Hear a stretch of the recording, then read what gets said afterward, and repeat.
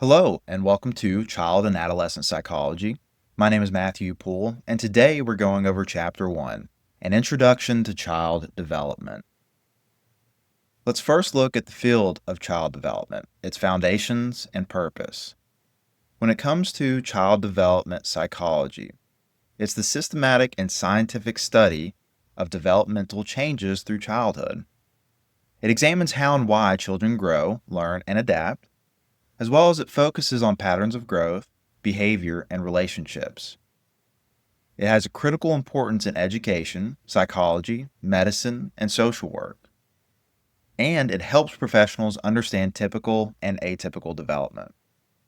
It provides framework for supporting healthy child development. And finally, it is essential for creating effective interventions and support systems. Let's look at some periods of development that we'll go through in this class.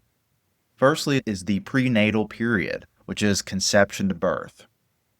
Within this development, we have critical organ and system development, as well as environmental influences on fetal growth. Next is infancy and toddlerhood, which is birth to 2 years. This is where we have a rapid physical and cognitive growth, and a formation of attachment relationships. Next, we have early childhood from 2 to 6 years of age. This is where we'll have a language explosion as well as development of symbolic thinking. The next stage is middle childhood from 6 to 11 years. This is where we have academic skill development as well as peer relationship importance. Next and finally is adolescence, which is from 11 to 18 years of age, which is marked by physical and hormonal changes as well as identity formation and independence. Now let's look at some domains of this field, which includes physical development, cognitive development, as well as psychosocial development. Firstly, physical development includes gross and fine motor skills, brain development, and physical growth patterns. Next is cognitive development, which includes memory and attention, problem-solving abilities, and abstract thinking. And finally, social and emotional development, which includes emotion regulation, relationship building, self-concept development, language development, receptive and expressive language, communication skills, and literacy development. Now let's look at some core influences on development, nature and nurture. In other classes, psychology or otherwise, you've probably had the discussion of nature versus nurture, but it should be really viewed as nature and nurture, an interactionist model, because both influence how you behave as well as how you develop. So anything that is in regard to your nature includes genetic influences, and anything that is in regard to your nurture are environmental influences.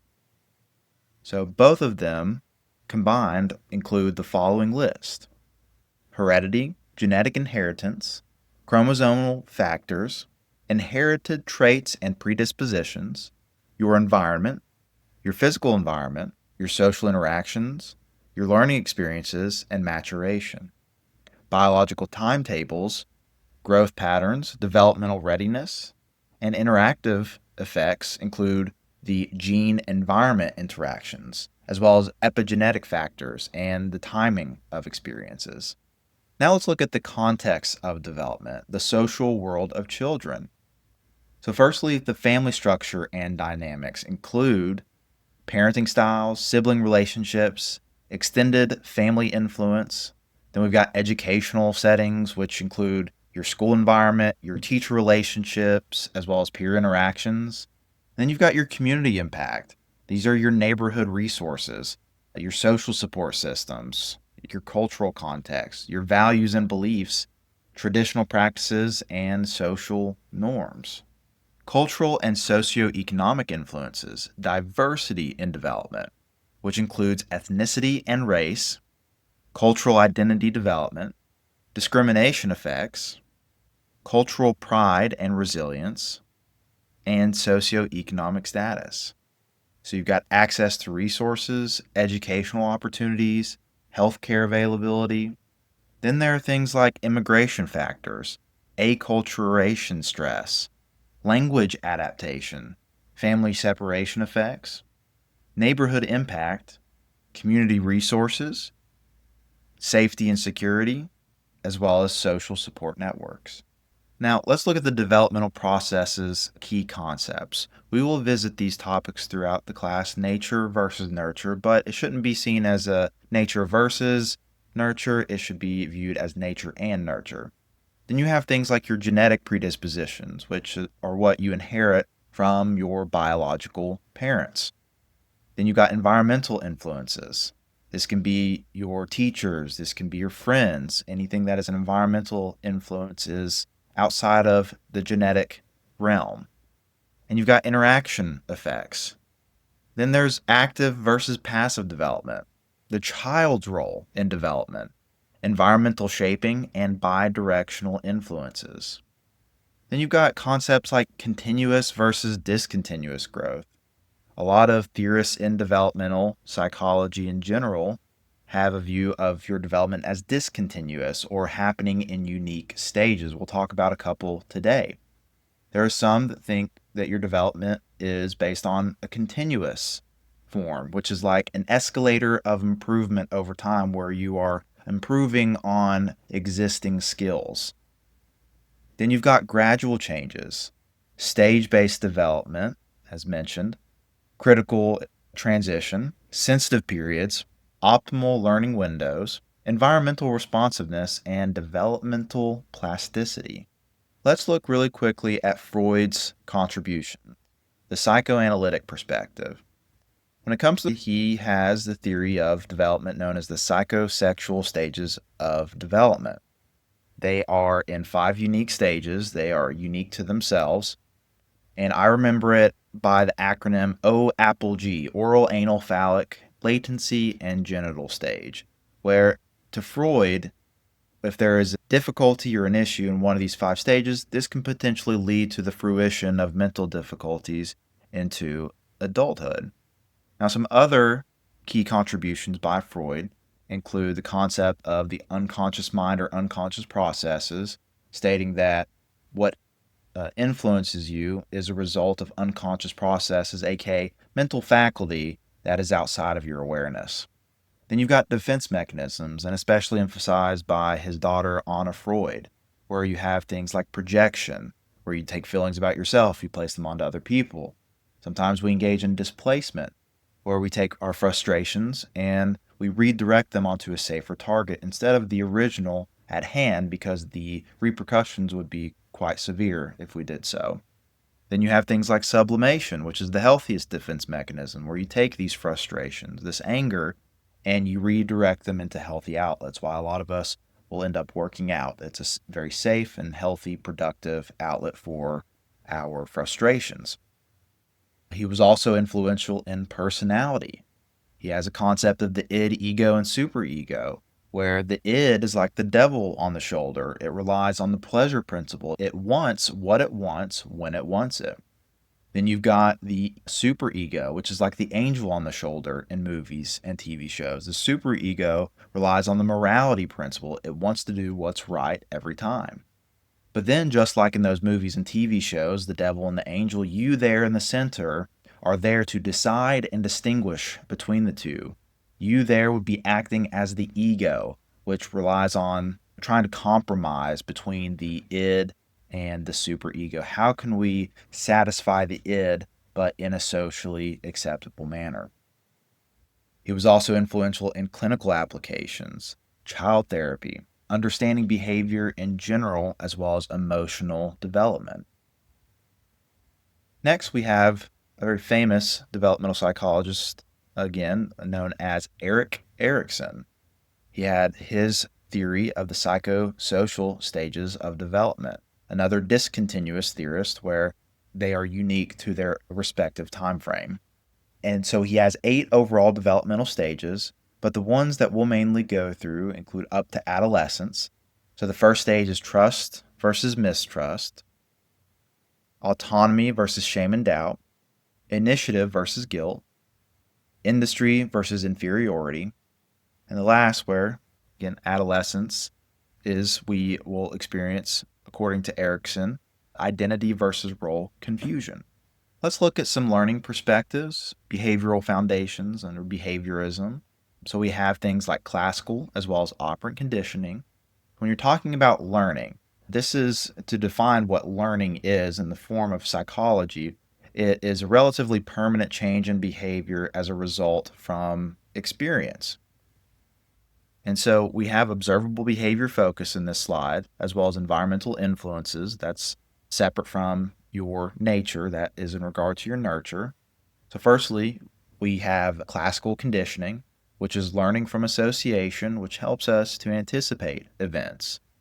It is a stimulus response relationship, and it's based off of Pavlovian principles, as well as you have individuals like John B. Watson, who had the famous Little Albert experiment, where Watson and his graduate student Rosalie Rayner, they trained little Albert to be fearful of what he was trained on specifically was the white rat.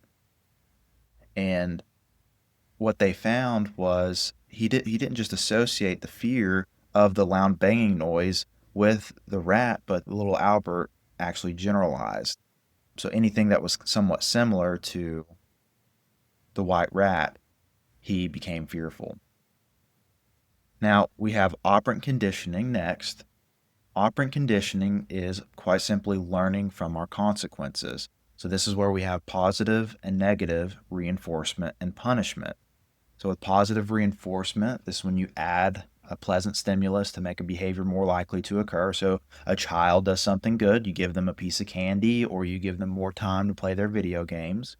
Then you have negative reinforcement, which is the removal of an already present adverse or unpleasant stimulus to make your behavior more likely to occur. This is why newer cars have the seatbelt function where it beeps whenever you don't buckle up pretty soon upon starting your vehicle and driving down the road. It works as a negative reinforcing property where it will begin beeping. You'll buckle your seatbelt up.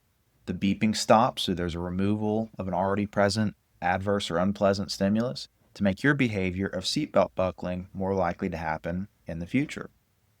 Then you've got things like positive punishment. So this is where potentially some parents would spank a child if they misbehave in public. So they're adding an unpleasant stimulus to make the behavior of acting out or misbehaving less likely to occur in the future.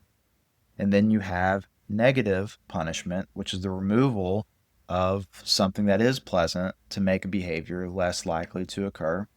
So let's say that the child ends up acting out in public. When you get home, you remove their video game time that they would have gotten to play that evening. So it's a removal of something pleasant like the video games to make their behavior of misbehaving less likely to occur in the future. So its applications overall are really helpful in classroom management, behavior change, as well as skill acquisition. Now let's look at the social learning theory, because we don't just learn by things directly happening to us. We can observe, we can see others experience the world, and whether or not they're reinforced or punished, we would likely follow suit. Now, Albert Bandura specifically, key concepts include, as mentioned, observational learning, vicarious reinforcement, and self-regulation. The modeling process, the attention is to the models, and there's a retention of information, motor reproduction, as well as a motivation to perform. With self-efficacy development, we have personal achievement, vicarious experiences, and social persuasion. Its real-world applications include educational settings, parenting practices, and social skill development. Now we've got the cognitive development, which includes Jean Piaget. Not John, but Jean, Jean Piaget. So he has these 4 stages of cognitive development. And whenever I say cognition, I'm more or less referring to thinking. So in these 4 stages, we have the sensory motor stage, which happens from 0 to 2 years of age. And something that we're navigating during this sensory motor stage is object permanence, Object permanence is quite simply the understanding that just because something is out of sight or it gets covered up, we do know that it still exists. The pre-operational stage happens from 2 to 7 years. One of the areas that we are navigating during this time is egocentrism, aka the inability to take the perspective of others. From 7 to 11 years of age, we have concrete operational. And in this stage, something that we're having to navigate includes conservation. So, conservation is the understanding that just because something changes in its size, shape, or container, we know that it remains the same amount. So, let's say, for example, I'm seeing if a child has developed conservation and I give him 2 equal clear cups of water, and then I bring in a skinny cylindrical one. So, whenever I have this skinnier cup, and I pour one of the equal cups of water in it, because it's a lot skinnier than the original cups, it's going to appear that the water's higher. And a child who not understood the concept of conservation, they're going to say that there's more water in the skinny cylindrical cup simply because the water's higher. Okay.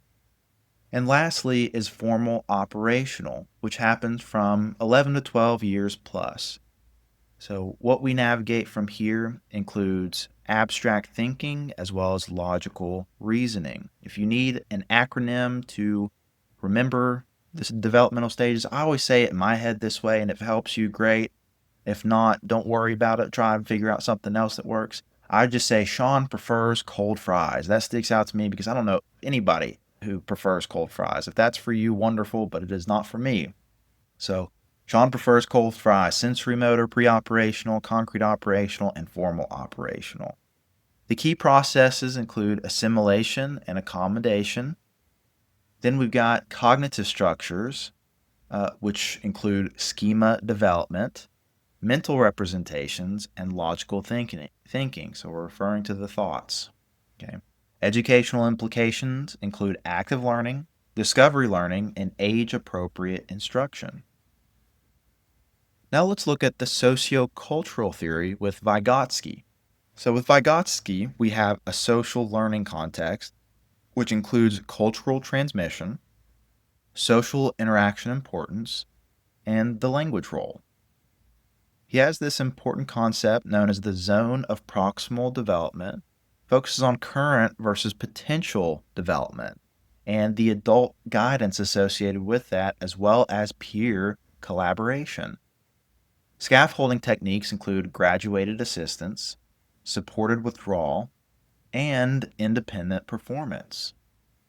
Cultural tools include language development, symbol systems, and cultural practices. Let's move toward talking about information processing, cognitive operations. Firstly, we have memory systems. This includes your sensory memory, which is the brief storage of sights, sounds, and other sensory information. Then you've got your working memory, aka your short-term memory, and most of us can remember about 7 items, give or take a couple, for about 20 seconds or so. Some people are a little bit better with their short-term memory than others.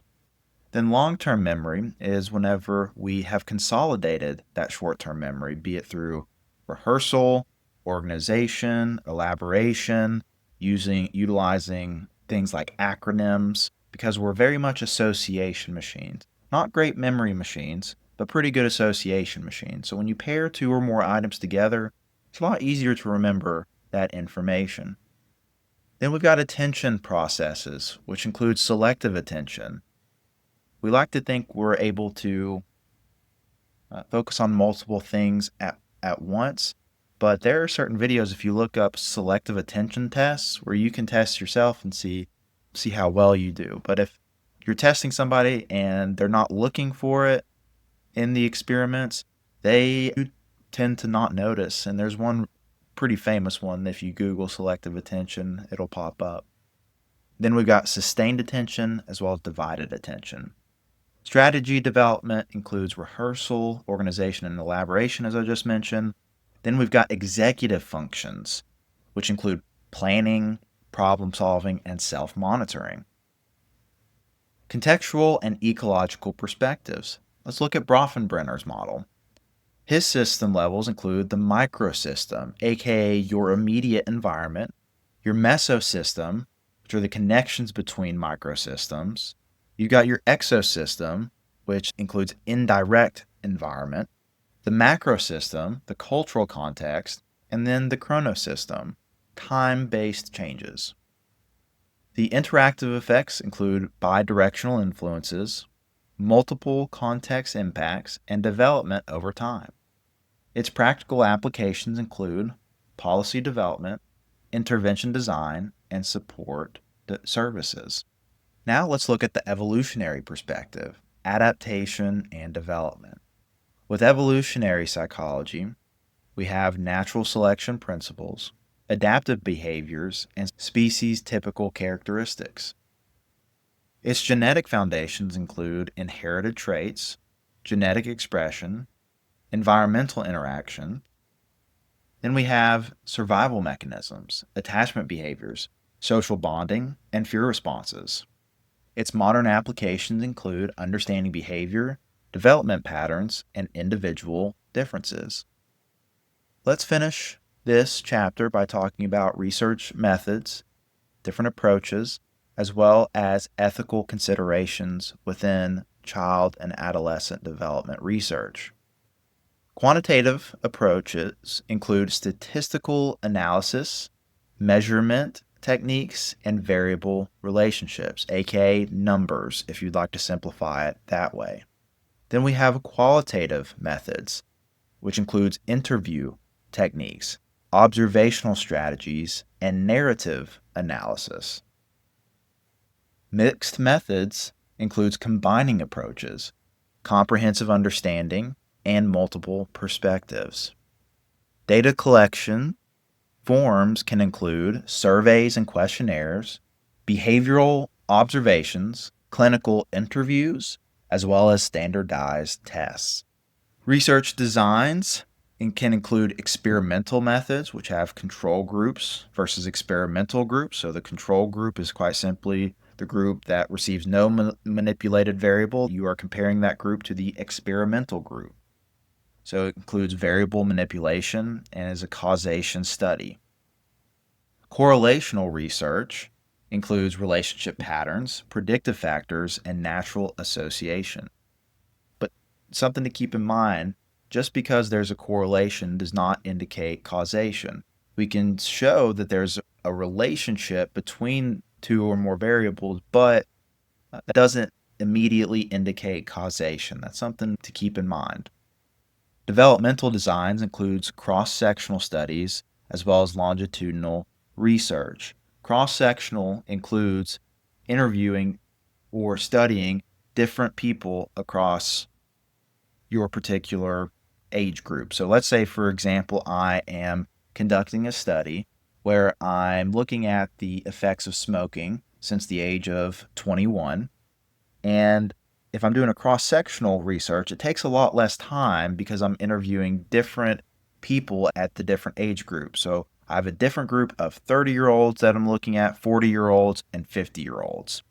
Whereas with a longitudinal study, it's there right in the root, long. It takes a long period of time to conduct a study, so you have attrition difficulties or dropout rate difficulties with longitudinal research. So with longitudinal, I'm studying the same people over that period of time. So you're looking at it like a 20-year long study where I'm checking in with these people starting at 30 years of age, 40, so that's 10 years, and then at 50 years. So that's a 20-year long study. That's going to be very difficult to pull off or get a lot of people to participate. And if you do have individuals participate, there's going to be dropouts over time. So it's important to prove a causal relationship between variables to gather a lot of people so you can prove that there's a causal factor between the variables that you're studying. Now, case studies, they are hyper-focused on one individual or maybe a small group of individuals. The difficulty with case studies, it can give us a lot of information about that individual or that small group of people, but we cannot generalize information from case studies across a population. We can take findings and then we can conduct thorough studies to prove that there's a causal relationship. but we cannot say initially that what happens to this person would happen to everybody else. It does give us an in-depth analysis, though, of those individuals or individual. Okay. Finally, let's talk about ethics and future directions, responsible research. Now, it's important that whenever we're conducting a study that we have ethical guidelines in place. So we want to make sure that we have an informed consent. All right. We have participation protection. The individual, if they no longer want to be a part of the study, they can remove themselves at any time. We have to emphasize confidentiality. Your information is not going to be in connection with your name or your identity, as well as we need to make sure to minimize any sort of risk or harm to any individual that we are researching. Okay.